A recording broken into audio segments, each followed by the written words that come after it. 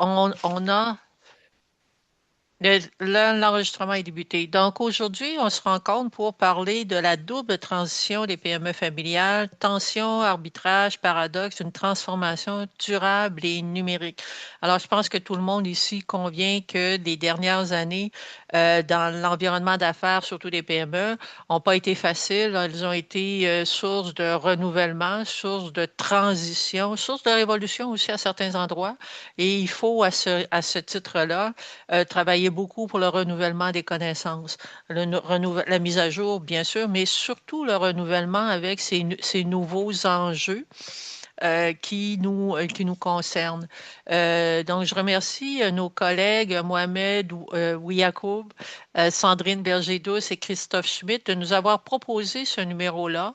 C'est vraiment un bon moment de réflexion pour pousser plus loin nos connaissances sur les enjeux de cette transition-là ou de transformation dans un contexte PME familial, transition numérique, développement durable. Donc, beaucoup de questions qui nous concernent comme chercheurs et dont on va souhaiter, évidemment, on va souhaiter que vous contribuiez à l'évolution de ce débat pour les PME. Alors, je vais donner tout de suite, mais en fait, rapidement, peut-être que ceux qui ne me connaissent pas, je suis rédactrice en chef de la revue internationale PME et mon rôle, c'est simplement de répondre à vos questions si vous en avez sur la revue comme telle, sur le fonctionnement. Vous savez que c'est une revue classée, c'est une revue qui est dans différents répertoires internationaux. Pourquoi on est là? Ben, c'est à cause de la qualité de nos processus, de nos révisions et de nos travaux, évidemment.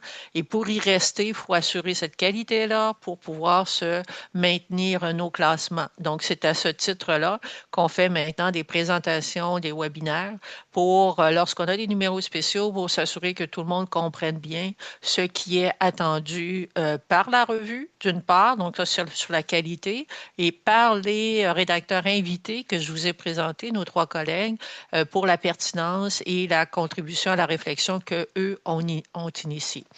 Donc, je vais donner tout de suite la parole à Mohamed pour pouvoir vous entretenir du sujet. Merci beaucoup, José. Bonjour à toutes et à tous. Donc, merci d'être avec nous aujourd'hui pour ce webinaire consacré au lancement du numéro spécial de la revue internationale PME, consacré à la double transition des PME familiales, tension, arbitrage et paradoxe d'une transformation à la fois durable et numérique.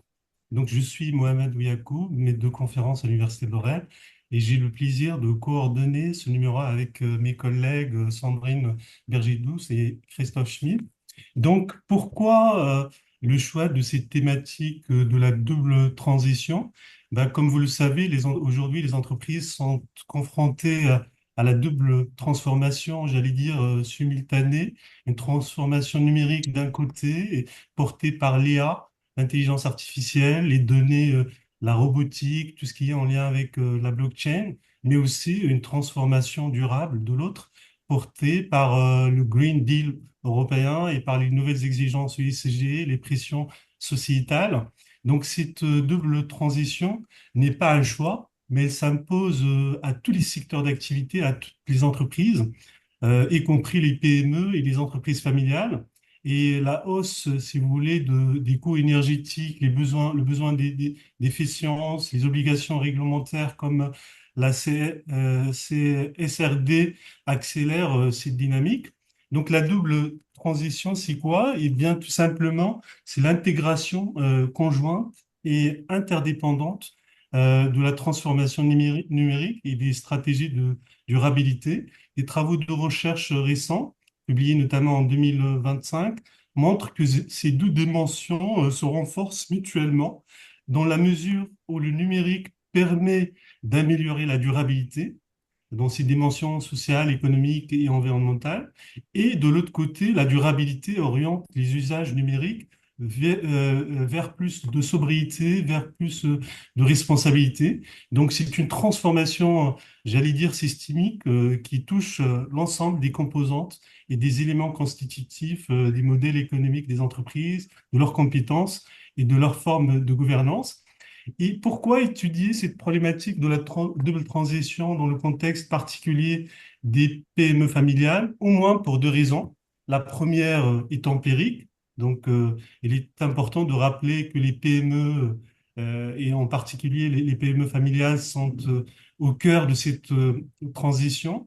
Les statistiques récentes montrent que les PME représentent 99% des entreprises en Europe, 90% dans le monde, d'après la Banque mondiale, et contribue à deux tiers des emplois et plus de de la moitié de la valeur ajoutée.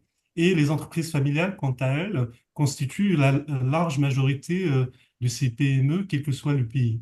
Autrement dit, la capacité de ces PME, et notamment familiales, à réussir la double transition va conditionner en grande partie la transformation durable et numérique de nos économies.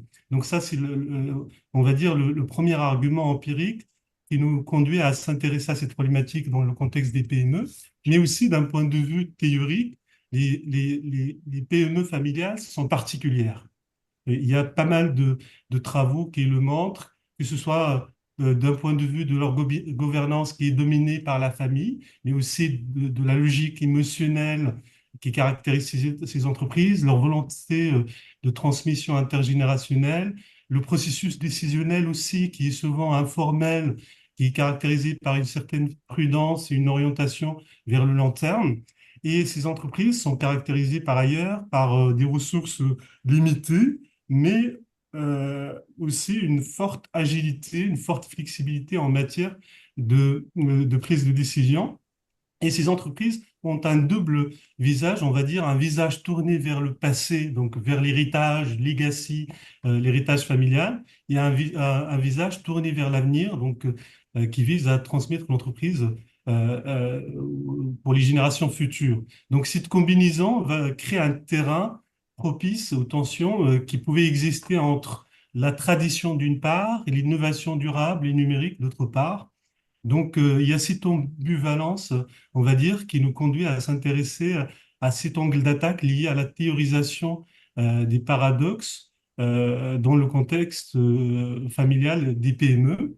Donc, cela nous conduit donc à vouloir contribuer donc, à la littérature, à la conversation théorique, et qui articule entre transformation numérique, durabilité et la dimension familiale d'une part, et aussi répondre à un manque de travaux de recherche sur une analyse fine des paradoxes familiaux, mais aussi le besoin d'avoir des modèles et des travaux empiriques multiniveaux qui intègrent à la fois la famille, l'entreprise, l'individu, le territoire, l'écosystème. Donc c'est pour ces raisons que on estime que les PME familiales sont le terrain le plus, j'allais dire, stratégique, mais aussi le plus paradoxal pour comprendre et réussir cette double transition. Concernant notre angle d'attaque qu'on a choisi, on a choisi celui du paradoxe. Donc l'idée, c'est d'essayer d'étudier les paradoxes dans le contexte de la double transition au sein des PME familiales.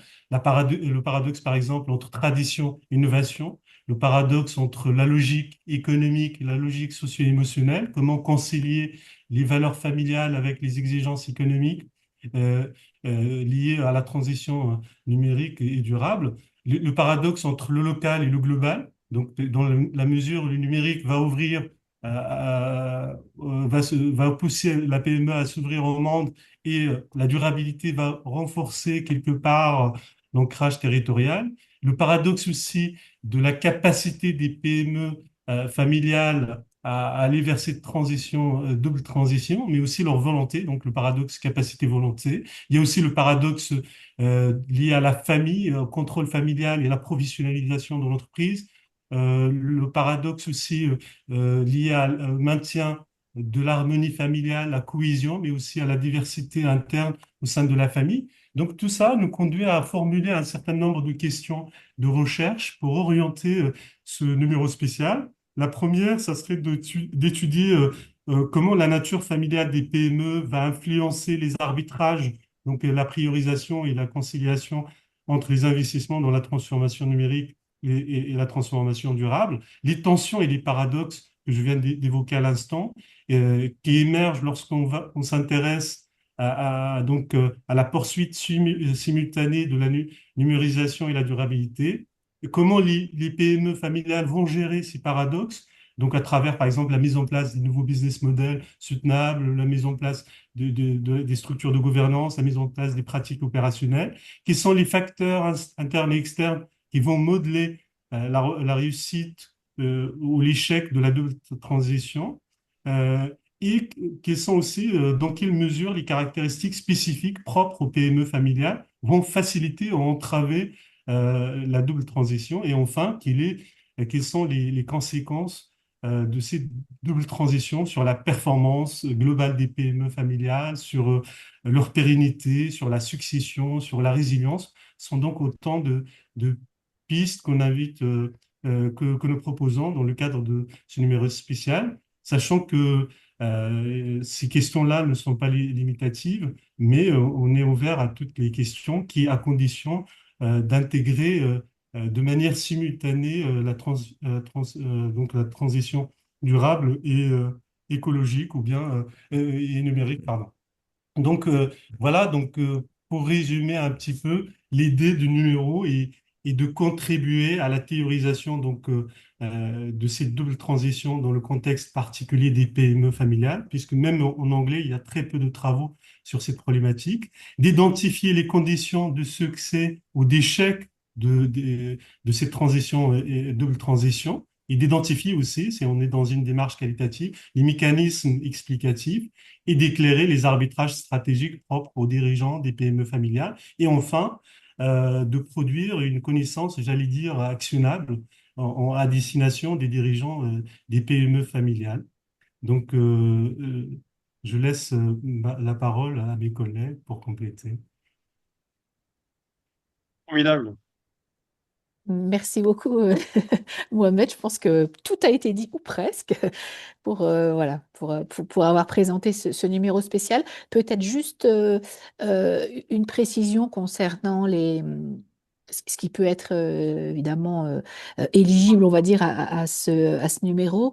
On a pas mal parlé CSRD, etc. On a l'impression qu'on est un peu centré sur le contexte européen, et je pense que c'est aussi important de préciser, ça, c'est mentionné hein, dans l'appel à communication, que toutes les contributions, d'où qu'elles viennent dans le monde, sont évidemment intéressantes parce que c'est des problématiques qu'on va retrouver effectivement partout. Les contextes sont très différents, donc ça peut être aussi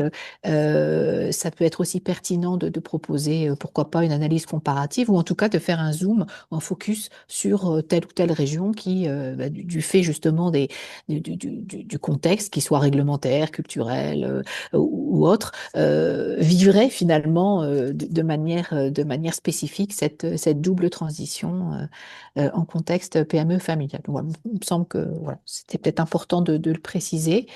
Je ne sais pas, Christophe, si tu veux ajouter, toi, des choses. Moi, je voudrais insister sur le fait, notamment sur l'aspect méthodologique. On est en attente, on va dire, de travaux qui soient autant quanti que quali. N'hésitez pas, parce qu'on sait très bien aussi que on est sur quelque chose qui est émergent, qui n'est pas toujours évident d'avoir de la donnée, on va dire, quanti à traiter, et de pouvoir, on va dire, être sur du qualitatif.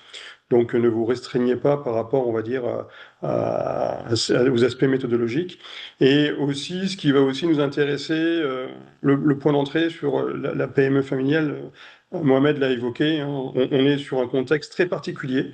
Et derrière ça, c'est de pouvoir montrer par rapport à ce qui existe déjà sur la grande entreprise ou de façon générale sur la PME, de pouvoir montrer la spécificité qu'il peut y avoir ou potentiellement aussi des problématiques qui sont identiques qu'on va retrouver aussi dans la littérature en tant que telle.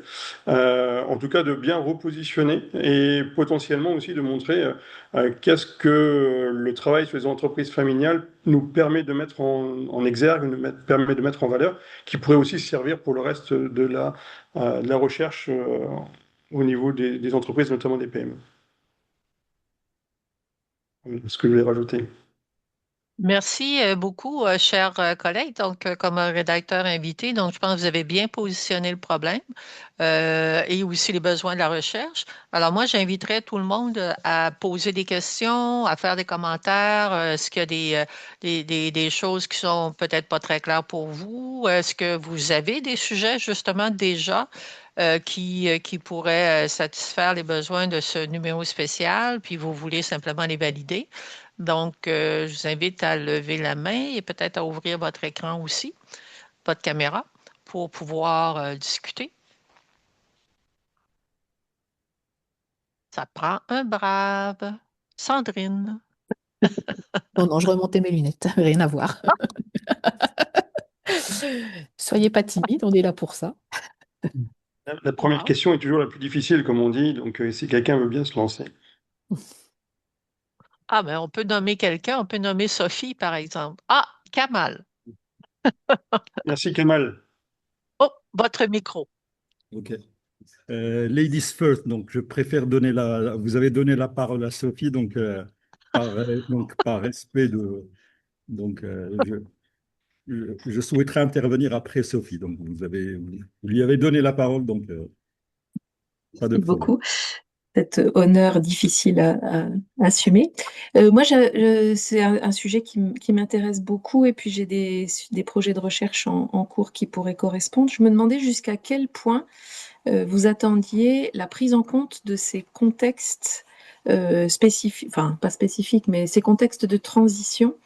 Est-ce que si on travaille sur la PME en travaillant sur sa capacité à se projeter dans l'avenir, sa capacité à innover, sa capacité, mais finalement, quel que soit le contexte qui lui est proposé, est-ce que ça rentre encore dans la réflexion que vous souhaitez voir publiée dans ce numéro spécial? Je ne sais pas si je suis très claire dans ma demande. Sophie, ce que tu veux dire, c'est que ce serait des cas de PME familiales qui seraient dans l'intention d'eux, mais qui ne se seraient pas encore lancés, c'est ça? Oui, Voilà, qui ne se seraient pas encore lancés concrètement, en fait, oui, c'est dans ça. des activités en réponse à la double transition, c'est ça? Exactement, exactement. Autrement C'est- dit, c'est- moi, si je devais proposer une soumission, je réfléchirais à la façon dont le dirigeant, par ses compétences, par son histoire, par ce qu'il a vécu dans sa prise de poste, peut proposer en termes d'innovation pour le futur. Donc, à quel point il se sent capable d'innover et de répondre aux exigences de la transition, même s'il ne l'a pas encore fait. Moi, je trouve ça intéressant. Après, on est dans un protocole de façon à mettre en place par rapport à ça, de voir en gros l'appropriation que les dirigeants peuvent faire par rapport à ces thématiques qu'on considère comme importantes, parce que peut-être qu'on peut arriver dans ce type de démarche à une conclusion que ces problématiques-là n'ont pas de sens et qu'ils ne sont pas focalisés là-dessus. Ça peut être un des éléments. En tout cas, ça permet d'éclairer, on va dire, le débat sur ces thématiques-là. C'est sûr que derrière, ça peut être aussi comment ils souhaitent se l'approprier et quelles sont, on va dire, les démarches qu'ils souhaitent mettre en place en tant que telles. Mais il faut être clair après, si tu vas dans un truc comme ça, pour moi, c'est être vraiment très clair dès le titre et le Oui, résumé, de bien montrer, l'intention d'eux et quels sont les enjeux à travers ça, quoi. je comprends. Merci. Et ça peut être un éclairage complémentaire par rapport au reste du numéro en fonction de ce qu'on peut recevoir. Oui. Tout à fait. Donc, pour compléter ce qui a été dit, je pense que la question aussi de l'intégration de la dimension liée à la succession, par exemple l'arrivée des nouvelles générations, et est-ce que la nouvelle génération va être un catalyseur de transition pour aller vers ces doubles transitions, ça pourrait être aussi un point de vue intéressant à étudier. Il y a aussi la question de l'hétérogénéité des PME familiales en matière d'adoption et d'appropriation de ces doubles transitions. Et il y a enfin la question des barrières. Quelles sont les barrières liées à l'adoption au nom de la double transition? Donc, mais le tout, c'est d'avoir d'un point de vue, donc, d'avoir dans un premier temps, de prendre en compte les spécificités des PME familiales, d'une part, et d'autre part, d'avoir cette idée de paradoxe, donc de tension et d'arbitrage entre, par exemple, la capacité et la volonté la capacité, est-ce que ces PME familiales ont la capacité, les ressources qu'il faut pour aller vers cette double transition? Et après, la volonté aussi, ils ont la volonté d'y aller ou pas, ou bien les PME familiales cherchent donc à préserver l'ADN, une façon de fonctionner, voilà.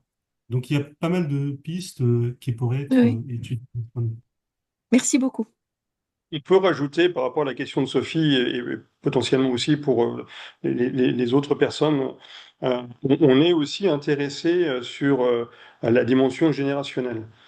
C'est-à-dire, OK, en gros, est-ce que l'entreprise va y aller ou pas?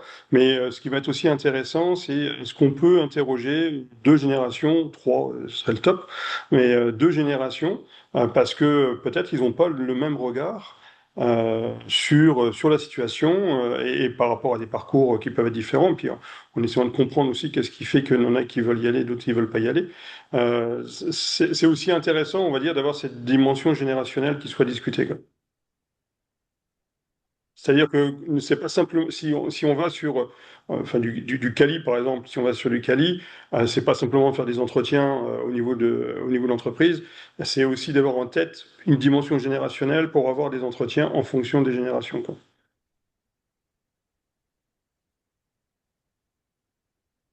Kamal, vous avez la parole.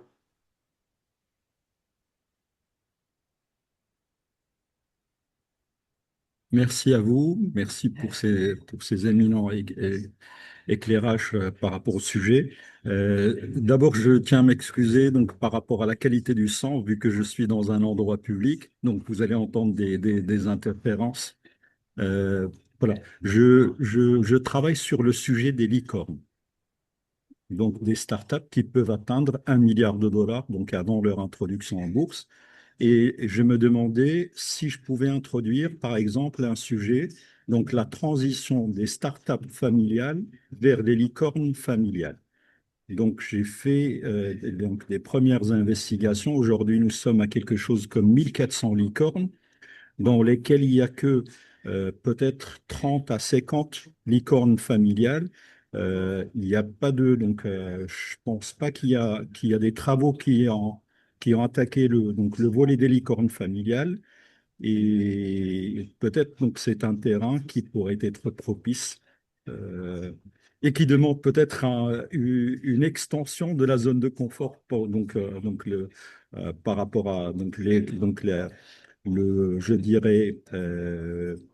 je dirais le parallèle entre la PME et la start-up et donc tout en intégrant donc donc les dernières tendances que ce soit des secteurs stratégiques comme l'IA, des secteurs comme la mobilité ou des secteurs dans lesquels on pourrait avoir deux catégories. C'est peut-être des PME qui ont réussi cette transformation directement en licorne, comme on peut avoir carrément des startups qui ont démarré et qui vont passer donc qui sont passés donc à l'étape licorne.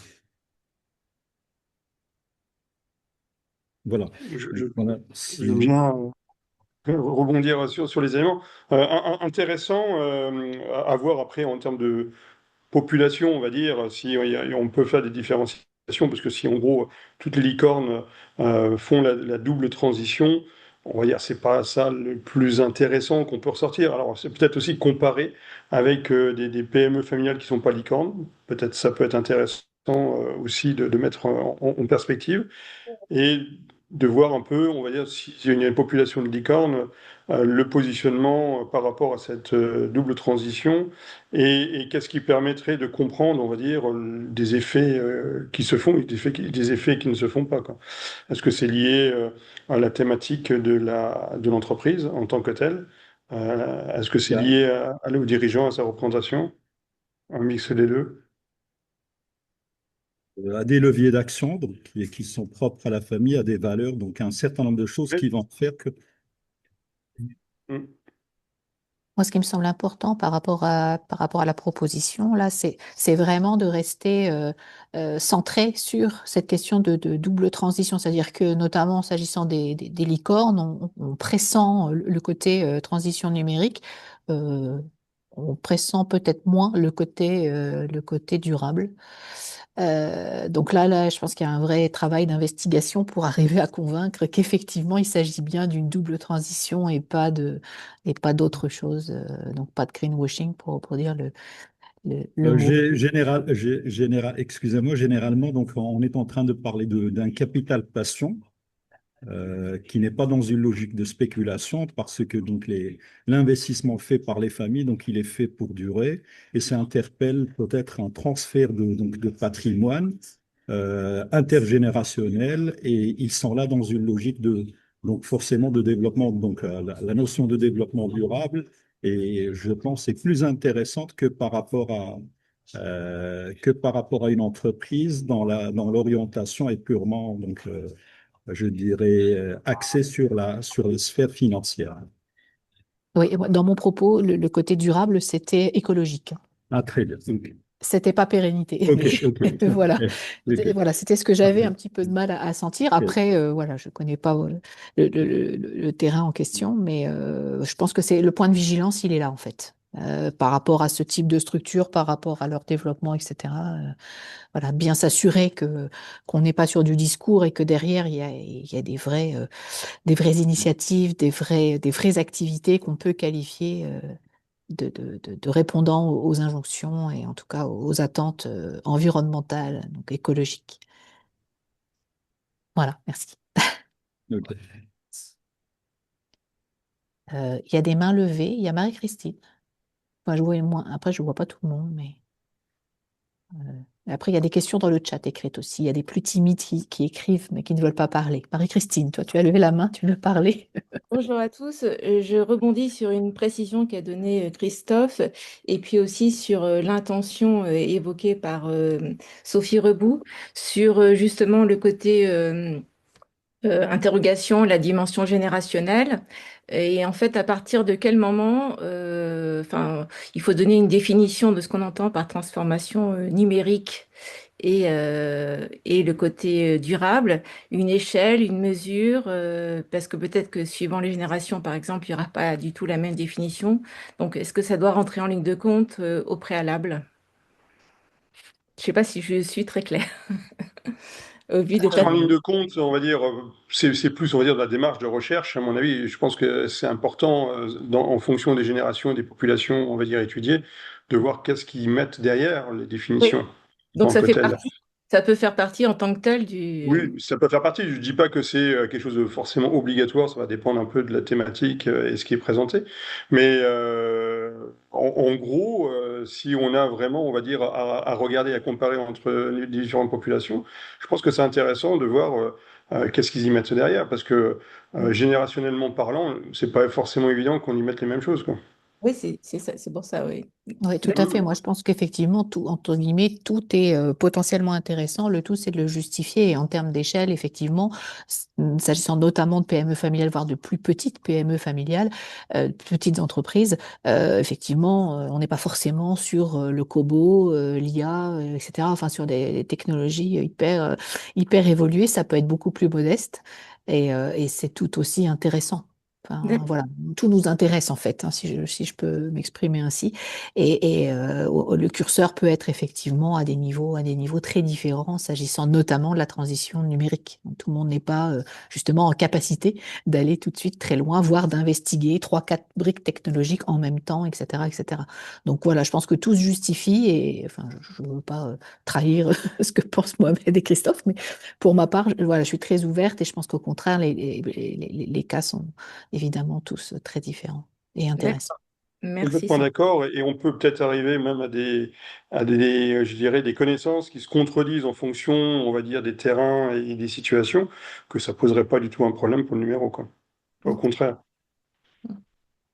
D'accord, merci.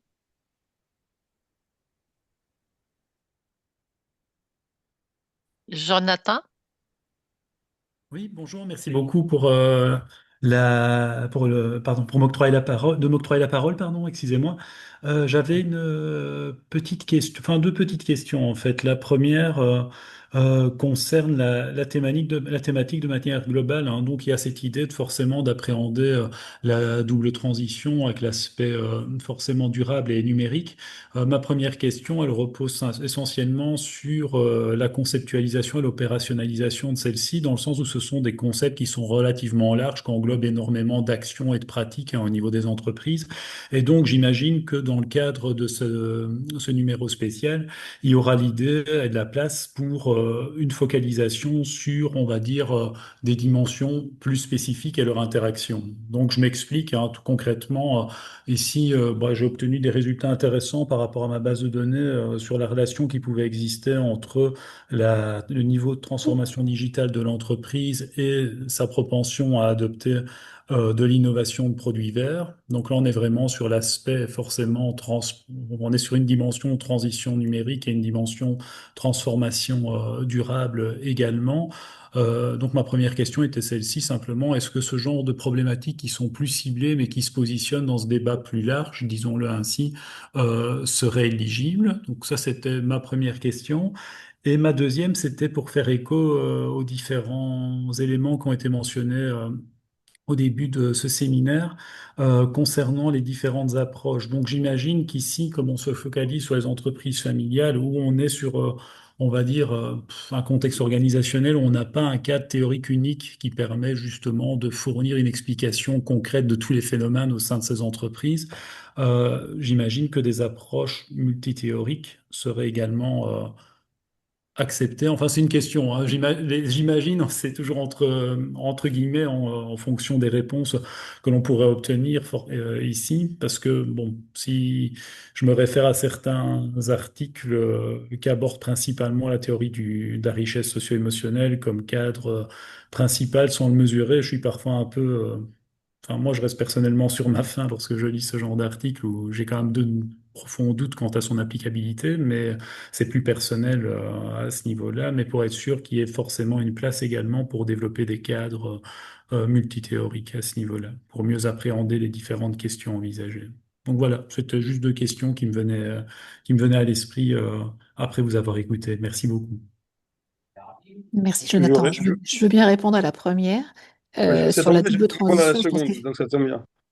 et tu gardes tu voulais la deuxième? Bon, C'est c'est impeccable. pas concerté, mais bon, on n'a pas triché avec Jonathan, promis.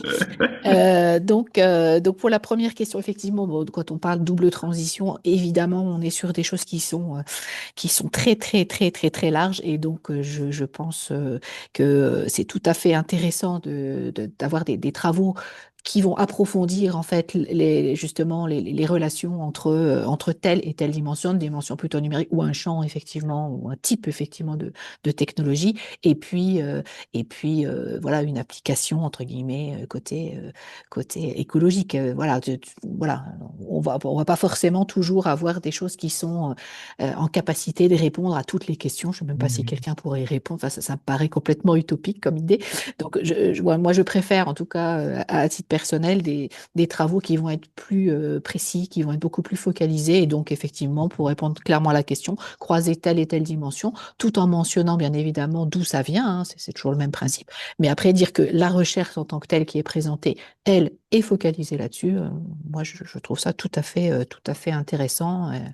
Voilà. Ce qui compte, c'est bien évidemment la qualité de la recherche et comme on l'a dit en préambule, hein, le fait d'être vraiment sur la double transition des PME familiales. Voilà. Nous, c'est vraiment ce qui nous importe. Après, il y a effectivement, et là, c'est pour donner pour faire le lien avec ce que va répondre Christophe.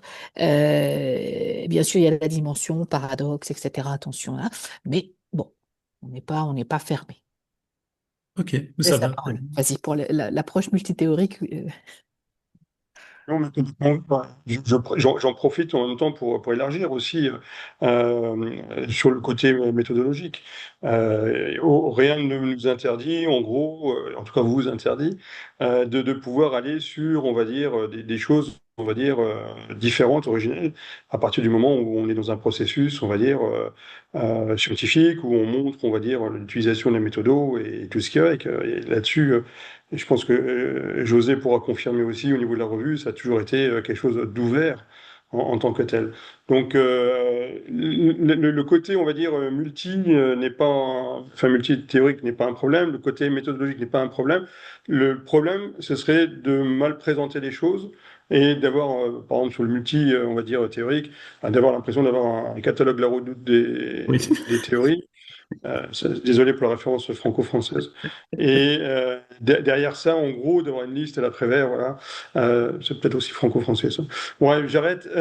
Donc, d'avoir, on va dire, pas de cohérence et pas de lien sur les éléments qui sont présentés. Donc voilà, c'est une posture à avoir et d'avoir la démonstration qui va avec.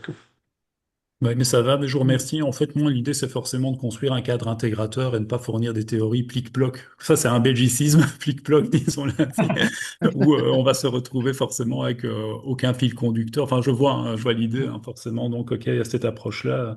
Puis, enfin, ici, il y a des résultats intéressants avec l'approche générationnelle, justement, on en parlait, mais qui combine génération familiale, également génération sociétale, donc avec l'implication de la génération milléniale, où j'ai des résultats intéressants également qui permettent de mieux expliquer la relation dont je parlais. Donc, je pense que ça peut bien s'intégrer justement dans votre proposition, enfin, dans ce numéro spécial plus spécifiquement. Donc, merci beaucoup pour les précisions en tout cas. Juste Merci. pour ajouter un élément. Solution. Ouais, merci Jonathan de cette proposition. Je pense que la proposition de Jonathan s'inscrit plutôt dans une approche synergique où il y a une synergie entre la transformation durable, enfin ici l'innovation verte et la transformation numérique. Donc c'est tout à fait dans le scope du numéro spécial. C'est pas, il ne s'agit pas uniquement de montrer le paradoxe, mais aussi les synergies qui pouvaient exister entre les deux. Et donc tout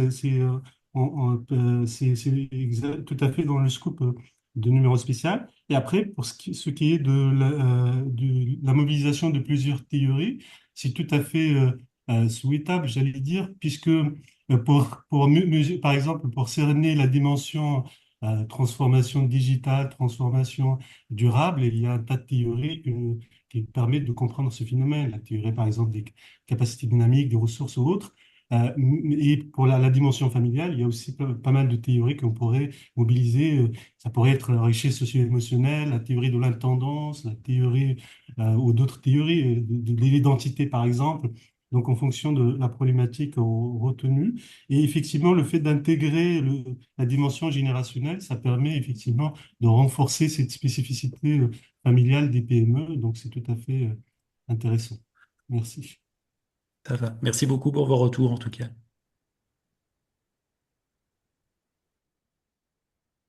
Il y a une question dans la conversation de Adèle, Adèle Auric. Je ne sais pas si vous voulez prendre la parole en direct.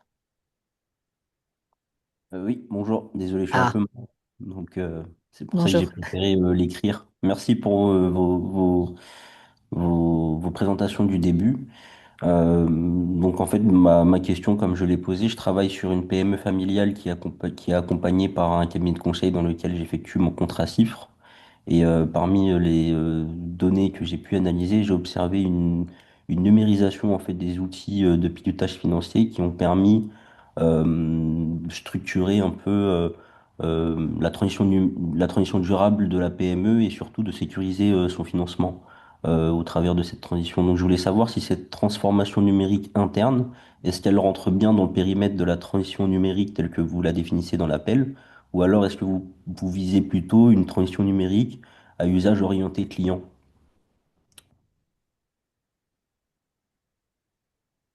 Si, Vous voulez répondre, Christophe, Mohamed? Non. Vas-y, vas-y. Euh, Moi, je pense qu'effectivement, là aussi, c'est dans le scope, hein. Il n'y a pas de transformation numérique, évidemment. On pense tout de suite au marché et donc à des innovations et des usages orientés clients, mais moi, ça ne me gêne pas et au contraire, ça m'intéresserait de lire aussi des choses sur ce qui se passe en interne. Voilà. Dans votre question écrite, vous parlez de sécuriser son financement vert, donc c'est peut-être là-dessus qu'il faut quand même qu'il faut aussi insister, quoi. Montrer que effectivement, il y a pas, enfin, on va dire, une espèce de déséquilibre, là, même si tout n'est pas toujours synchrone entre la transition, on va dire, écologique et la transition numérique. Mais voilà, on sent que là, c'est quand même très porté sur, entre guillemets, la digitalisation. Et il faut peut-être rééquilibrer, enfin, je sais pas, peut-être un moyen de rééquilibrer les questions, les questionnements de recherche par rapport au côté vert. Donc, peut-être que vous mettez derrière sécuriser sur le financement vert. Je sais pas. Je te vois sceptique, Christophe, mais Non, non, du tout. bon, j'ai bien répondu. Oui, Non, oui, oui. je pense que c'est intéressant. Enfin, moi, en tout cas, je suis tout aussi curieuse de ce type de travaux qui, effectivement, sont au bénéfice, on va dire, de l'interne, quoi. Enfin, Oui, oui, c'est une effectivement. autre manière d'envisager ces réponses. Et du coup, bah, aussi, les tensions, arbitrage, paradoxe. Au sein d'une PME familiale. Moi, je trouve ça aussi hyper intéressant. Et de votre position, si j'ai bien compris, de docteur en chiffres, je pense que ça peut être très riche comme analyse. Voilà, un petit peu mon sentiment. Merci Oui, beaucoup.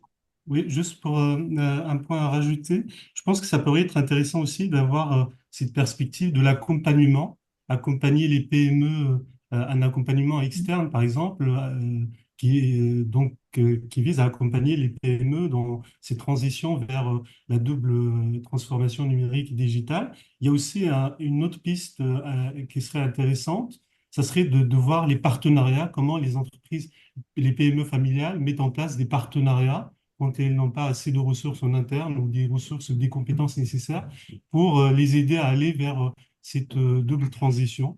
Donc, il y a cette dimension aussi d'accompagnement externe, de partenariat avec d'autres entreprises. Ça pourrait être aussi être une piste intéressante, effectivement. Parfait, merci beaucoup. Merci pour vos précisions. Merci Adèle.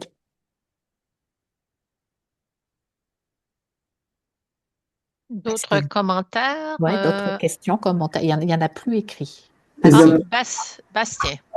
bonjour, bonsoir. Vous m'entendez? oui, Oui. Oui, bonsoir. Excusez-moi, j'ai pas réussi à mettre la main sur comment, enfin, lever la main. Donc, alors moi j'avais une question sur deux plans, en fait, et pour avoir votre avis un petit peu sur la question, sur ces questions. Sur un plan théorique, moi je serais plus sur.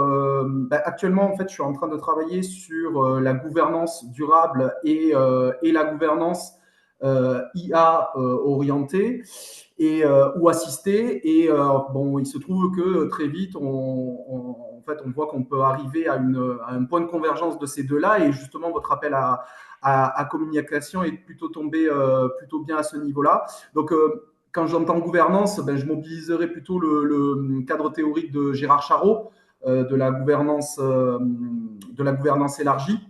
Voilà, avec les mécanismes, les leviers, etc.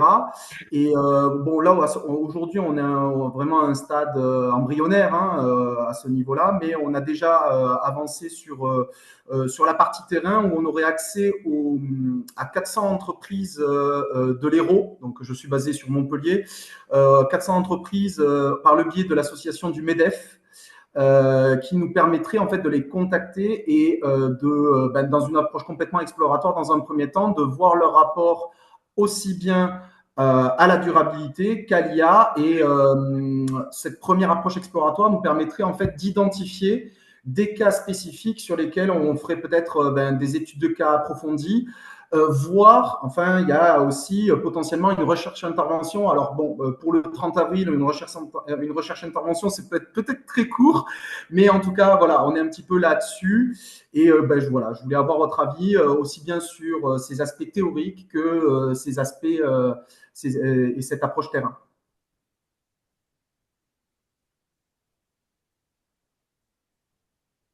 Très intéressant. Très, très intéressant. Vous avez beaucoup de matière. Je pense que vous pouvez faire plusieurs articles, il n'y a pas de souci là-dessus. Nous, on en prendra déjà un pour évaluer. Et c'est sûr que la partie recherche-intervention est peut-être plus loin dans le temps. Vous n'aurez pas forcément possibilité à mettre les choses en place, mais vous avez de la matière déjà pour pouvoir, on va dire, contribuer largement au numéro thématique. Oui, l'idée serait de trouver vraiment en fait des cas très intéressants où déjà des PME familiales qui ont développé peut-être une certaine sensibilité à des outils comme l'IA. En tout cas, bon, les premiers résultats que j'ai en fait de notre travail, c'est et certains en fait le critiquent, mais disent que l'IA est woke par exemple et serait potentiellement en fait vectrice au contraire de durabilité en ce sens, et d'inclusion et de diversité. Et à la fois, ça pose une controverse parce que beaucoup la critiquent et en même temps, elle se voudrait aussi plutôt vertueuse au final pour notre société. Donc voilà, il y a ces résultats, ces pistes-là qui sont envisagées. Et, euh, et oui, moi de toute façon, je suis plutôt quali, donc on serait quand même l'approche exploratoire quanti sur ça serait vraiment un questionnaire pour identifier vraiment des PME très intéressantes avec qui travailler, quoi. D'accord. Et Bon, moi, de ce que j'entends, ça me semble extrêmement intéressant et on sent bien tous les paradoxes en fait qui sont sous-jacents. Donc, ça entre complètement, je pense, dans dans ce qui est recherché là pour le numéro spécial, hein. Donc, il faut persévérer. On a hâte de lire. Le 30 avril, C'est ça, oui, il faut bien des contraintes aussi. Mais Ah, bon, je mais pense que c'est important et au-delà de ça, le fait de se centrer aussi sur les questions de gouvernance, c'est un point important et on manque aussi beaucoup de travaux là-dessus et notamment sur une espèce finalement enfin, de gouvernance doublement orientée, enfin, je sais pas comment on pourrait l'appeler, avec à la fois ces aspirations, on va dire, écologiques et puis quand même l'apport des technologies liées. Donc, en l'occurrence, l'IA, en montrant que on n'est pas du tout allergique et qu'au contraire, on va voir, enfin, je pense que ça pourrait être vraiment intéressant d'avoir comme ça quelques cas approfondis, peut-être deux, trois, enfin, pas forcément 50, mais pour essayer de comprendre les mécanismes qui incitent finalement ces PME familiales à aller dans cette direction. Au contraire, les difficultés, et puis en même temps, bien sûr, les difficultés qu'ils ont surmontées, comment ils s'y sont pris, etc. Donc, comment ils ont géré finalement ces paradoxes qui peuvent à la fois venir de l'extérieur, mais aussi de l'intérieur, enfin, j'imagine, des organisations. Donc, je pense que c'est super intéressant. Ouais. complètement. Bon, mais écoutez, merci pour vos retours. Merci. il nous dit dans le chat, en réponse à une question qui était posée, l'échéancier. Comme ça, vous avez toutes les dates. Et je vais remettre le lien aussi de la revue avec l'appel. Comme ça, vous avez tous les éléments. Il y avait Fabrice qui demandait la parole.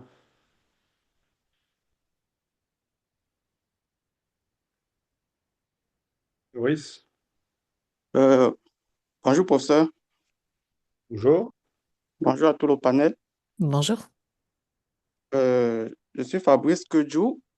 Euh, Au Cameroun, mes recherches portent sur la transition dans les entreprises familiales.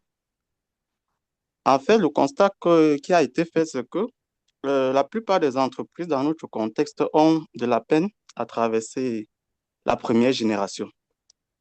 Et lors de nos investigations, nous avons constaté, entre autres, comme problème lié à ce manque de transmission, les conflits familiaux. Et nous avons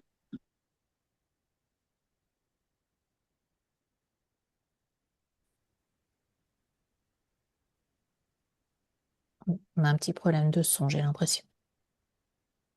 Vous nous entendez, Fabrice? c'est pour la pérennité des entreprises familiales. Et du coup, j'aimerais savoir si ça peut correspondre aux différents axes de recherche de cet appel à contribution. Disons qu'il y a eu un moment où on vous a plus entendu. Donc, si vous pouvez reprendre la deuxième partie de votre question parce que on l'a pas du tout entendu, on peut pas vous répondre. Ok, je suis vraiment désolé, c'est Si. une question de stabilité de la connexion. Nous sommes dans un contexte où nous avons encore beaucoup de difficultés à ce niveau-là. Oui, je précisais que le sujet que nous voulons proposer porte sur la résilience du successeur à la pérennité de l'entreprise familiale. Justement parce que nous avons constaté que un successeur, après avoir pris les rênes de l'entreprise familiale, est confronté à beaucoup a beaucoup de difficultés, à la fois internes, car il va gérer les conflits familiaux et également des difficultés organisationnelles. D'où ma question, est-ce que ce sujet de recherche cadre bien avec l'appel à contribution?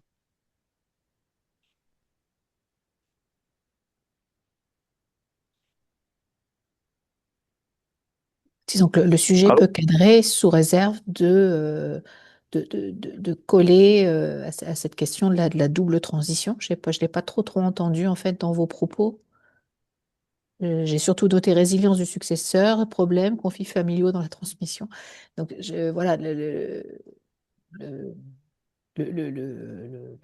cœur de l'appel est vraiment sur comment les PME familiales vivent en fait la double transition numérique D'accord pour ça. et écologique. Donc c'est peut-être ça qu'il faut repréciser, clarifier dans votre proposition. D'accord pour ça, merci. Euh, Juste pour compléter par rapport à enfin, la question qui est posée, mais ça c'est valable pour tous les numéros thématiques, hein. L'objectif derrière, c'est vous avez votre recherche, on a une demande, on va dire, sur une thématique. Lisez bien le document, les attentes, et n'hésitez pas aussi, hein, là on est en train de parler, on a un webinaire ensemble, mais vous avez nos coordonnées et vous pouvez nous envoyer un mail pour pouvoir échanger. Ça se fait, on va dire, au niveau de la revue, il n'y a aucun souci là-dessus. Parce que derrière, c'est de répondre, on va dire, aux thématiques qu'on propose dans ce numéro thématique, et pas simplement votre recherche en tant que telle, quoi. Donc c'est vraiment la rencontre entre les deux qui est importante. Sinon, c'est du varia, et donc il y a de la place pour les autres numéros pour proposer des choses. Mais voilà, je pense que c'est surtout ça qu'il faut avoir en tête, c'est comment vous répondez aux thématiques qui sont posées à travers l'appel à article, quoi. Merci pour ça. Merci beaucoup, Christophe, pour cette intervention. Effectivement, c'est important de comprendre la logique d'un numéro thématique. Un numéro thématique a comme but de réunir une réflexion ou ça peut être inaugurer une réflexion, ça peut être la poursuivre, mais sur un sujet assez précis quand même. Donc, ça n'a pas but l'objectif n'est pas d'avoir un texte où il n'y a pas de lien entre les différents articles. Non, au contraire, il y a des liens que les rédacteurs invités feront dans un éditorial, mais on veut que les auteurs contribuent à la réflexion assez spécifique quand même qui est initiée, avec quelques généralités possibles, mais à l'intérieur du thème. Donc, on est sur la double transition et non pas sur la succession comme telle dans le cas des PME familiales. Donc, je pense que c'était la réponse que Sandrine donnait tout à l'heure, là. Donc, de se ramener là, le plus possible sur les grands questionnements qui sont formulés. Il y a quand même plusieurs pistes de recherche qui ont été proposées. Et s'il y en a, si vous avez une idée de recherche qui n'est pas tout à fait dans les pistes, ben, je vous invite à communiquer, comme Christophe vient de le faire, à communiquer avec les trois rédacteurs invités. Leur adresse courriel est sur l'invitation pour ce numéro spécial. Donc, vous allez trouver toutes les coordonnées à cet endroit-là. Est-ce qu'il y aurait d'autres interventions, commentaires? Mes collègues invités, est-ce que vous avez quelque chose pour conclure? Vos contributions, avec impatience. À vos plumes, stylo, clavier, ce que vous voulez. C'est un Oh beau là là! sujet, il y a beaucoup de choses à dire et c'est vrai que c'est assez peu présent dans la littérature, en tout cas s'agissant spécifiquement des PME familiales. Donc voilà. Ah, il y a Nathalie qui lève la main. Bonjour. Écoutez, Bonjour. j'ai encore les lunettes avec du Frima parce que je suis allée dehors pour une petite marche avec les chiens. Donc, la question que j'avais, puis excusez-moi si c'est répétitif, moi, je suis promotrice des objectifs de développement durable des Nations Unies. Est-ce que c'est quelque chose que vous considérez qui fait partie de votre thématique? Tout à fait, à condition de relier ça à la transition numérique, mais tout à fait, ça cadre avec la durabilité. Et effectivement, c'est intéressant de prendre les 17 objectifs.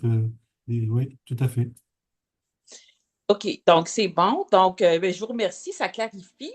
Puis, pour moi, la transition numérique, c'est d'être capable de faire des algorithmes qui vont être au service d'une société paisible. Donc, et c'est là l'intérêt des objectifs de développement durable. Ils ont défini, des cibles ont été définies par les Nations unies et elles sont vraiment définies par des experts. Donc, je me demande pourquoi on ne les utilise pas plus.